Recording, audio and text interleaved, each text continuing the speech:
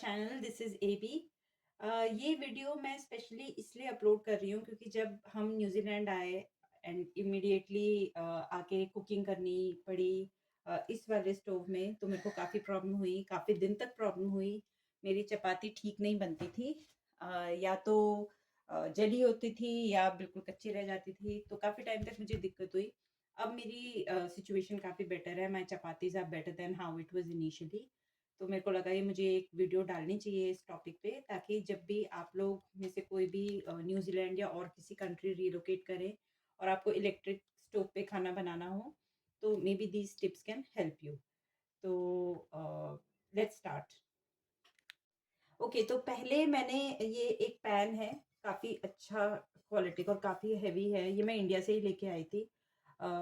Immediately मेरे को तवा नहीं मिला, तो मैंने इसमें चपाती बनानी स्टार्ट की। ये इतना बुरा नहीं दिखता था, ये बिल्कुल वाइट था, बट क्योंकि मैंने इस पे चपाती बनाई तो इसकी हालत काफ़ी ज़्यादा ख़राब हो गई। तो मैंने इससे स्टार्ट किया और इसमें चपाती बनाने में मुझे बहुत बहुत टाइम लगता था। एक चपाती बनाने में I think more than 5 minutes लगते थे कम से कम।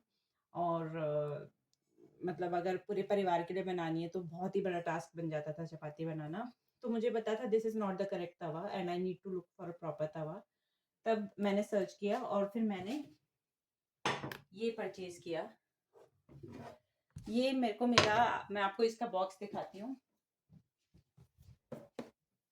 ये इसका बॉक्स है।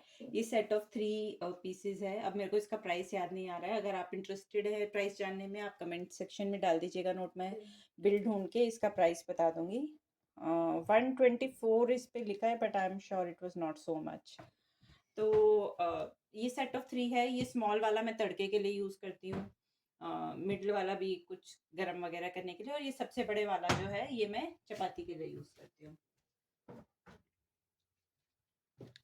तो मैं थोड़ा-सा स्टोव के बारे में आपको बताती हूँ। ये ऑन ऑफ बटन है और यहाँ से हम ये हाईएस्ट पे करके जब करते हैं तो ये इसमें ये रेड सा लाइट जलती है, तो that means heating has started. Let me tell you guys, ये वाला जो स्टोव है मेरे को हमारे इंडियन स्टोव से, हमारे इंडियन चूल्हे से काफ़ी ज़्यादा डेंजरस लगता है। ये बंद करने के बाद भी, जब आप इसको ऑफ भी करते हो उसके बाद भी, ये बहुत-बहुत देर तक गर्म रहता है। इसकी हाइट भी थोड़ी कम होती है, तो बच्चों की रीच में ईज़िली आ सकता है। तो बच्चों के लिए बहुत डेंजरस है कि बच्चे गलती से हाथ ना रख दें, या इवन हम लोग खुद कुकिंग करते हुए हमने अगर सपोज़ यहाँ से कुकिंग करके हटा दिया, हम भूल जाएँ कि अभी भी ये गर्म होगा, कम से कम आई थिंक 10-15 मिनट्स तक तो ये काफ़ी ज़्यादा गर्म रहता है।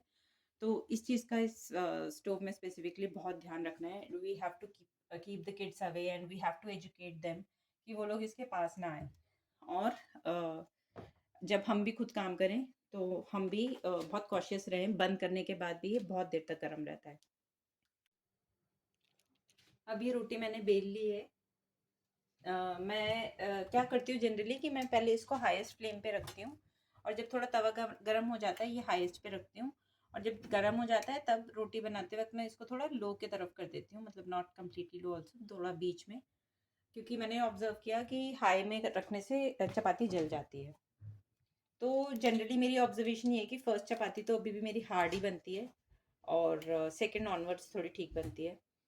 तो मैंने स्टार्टिंग में ये भी ट्राई किया कि जैसे हम इंडिया में करते हैं कि थोड़ा-सा तवे पे सेकने के बाद तवा हटा के हम डायरेक्ट उसको फायर के ऊपर रख के पका लेते हैं, फूल जाती है रोटी।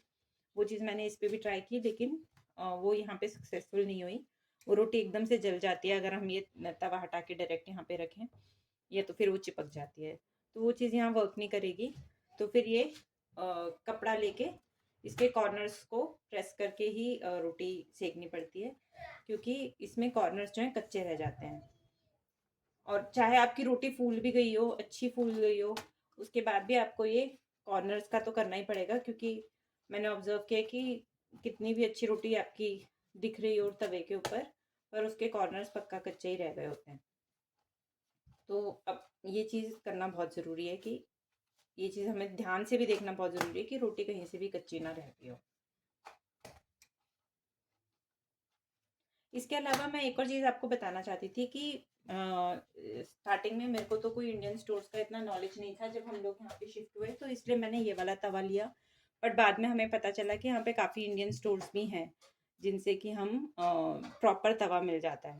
तो अगर आप पहले से रिसर्च करें तो आप अच्छा प्रॉपर तवा भी ले सकते हैं। ओके गाइस, तो आज के लिए बस इतना ही। अभी तो मैं और चपातीस बना लेती हूँ हमारे डिनर के लिए। और अगर आपके पास कुछ और बेटर आइडियाज़ हों, जो लोग ऑलरेडी शिफ्ट कर चुके हैं और जिन्होंने एक्सपेरिमेंट करके कोई परमानेंट सोल्यूशन ढूंढ लिया है, तो प्लीज़ कमेंट्स में डाल के बताइए कि कैसे हम और अच्छी रोटी बना सकते हैं, क्योंकि मेरी चपाती पहले से काफ़ी बेटर है, but it is not as good as it was in India.